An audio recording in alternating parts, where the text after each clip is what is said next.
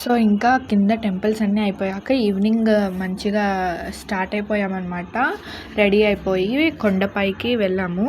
ఇంకా కొండపైకి వెళ్ళేటప్పుడు కింద చెకింగ్ ప్రాసెస్ అది ఉంటుంది కదా! మొత్తం చెకింగ్ ప్రాసెస్ అయిపోయిన తర్వాత ఫొటోస్ దిగేసి ఇంకా స్టార్ట్ అయిపోయామనమాట. ఈవినింగ్ వెళ్ళాం కాబట్టి కొండ ఎక్కుతున్నప్పుడైతే చాలా బాగుంది. మొత్తం ఫాగ్ అంతా ఉందనమాట.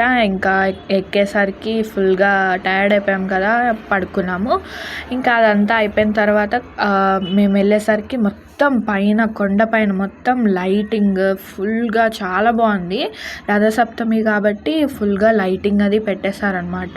సెకండ్ టైం ఇలా కొండెక్కి వెళ్ళడం అనమాట.